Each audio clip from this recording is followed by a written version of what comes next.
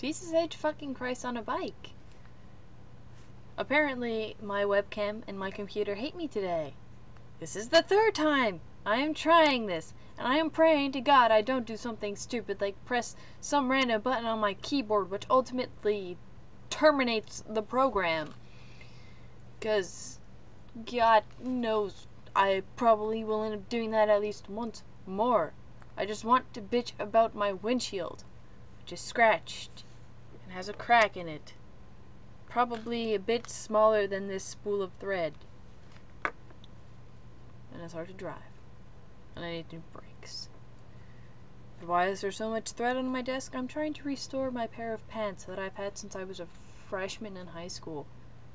Now a freshman in community college, which is not real college at all. Anyway, this is my favorite pair of pants, and the left kneecap was always ripping, and I must have sewn it at least 10 times over and over and over again, and then I just decided I'd sew in a patch. So about once every 2 days I work on the patch, which makes me think of other types of patches like birth control and smoking. I always thought it was weird when they came out with the birth control patch. I mean, I can't imagine that possibly being very sexy. Like, ooh baby, yeah, touch the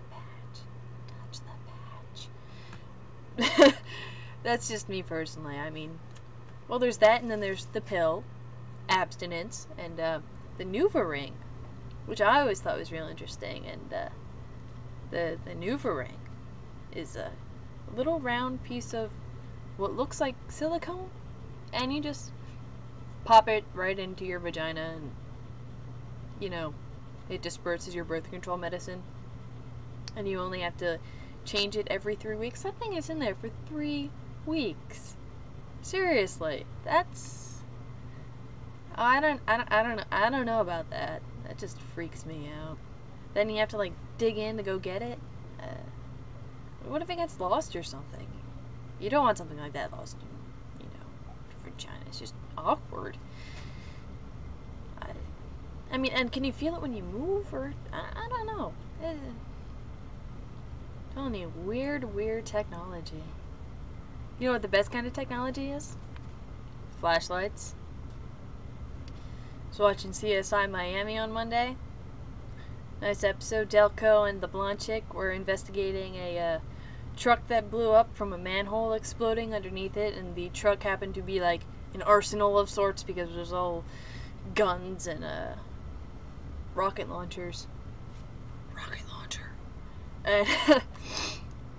And they're in the middle of a street in Miami, beautiful sunny Miami, mid-afternoon, and they're looking at everything with a flashlight. Did you see this on the other side of the truck? Yes, I saw it.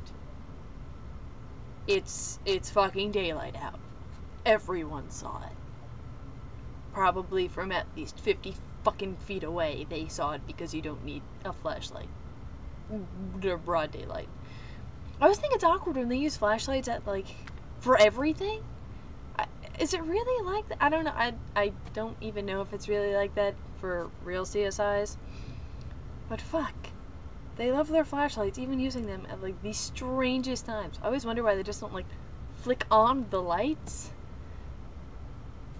That part always just bothered me a little bit. I think it would make sense to just turn on the lights. But what's logic, you know? What is living by your own accord?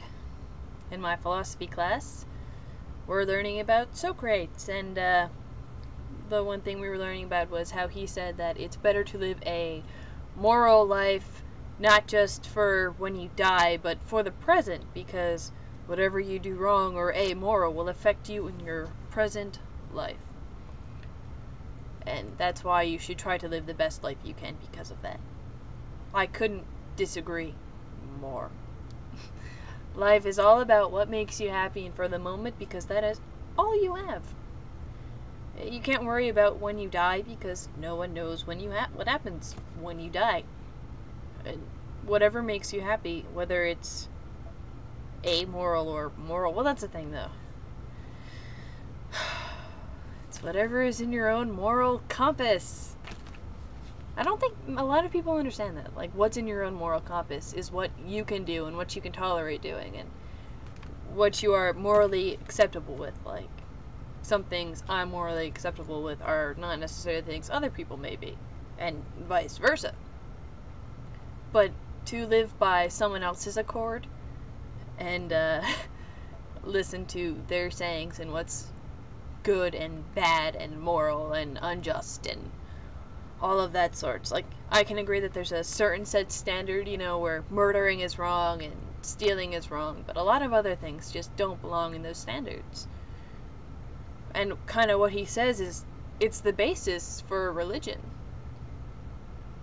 If you live a good life, you'll be rewarded in the end.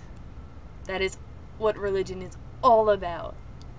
It's how to control people. Basically, buckle them down. Tame lions, as my philosophy teacher called it. Tame lions. I mean, how would you feel if you actually thought like, everybody just wants me to be calm and rational and part of the pack. No, why bother being yourself and doing your own thing? Be part of the pack. You know what? I bet all those people in the pack, they use their flashlights in the daytime. That's fine. You can wear your sunglasses at night. I'm gonna wear my gloves indoors. You know what? I am okay with it.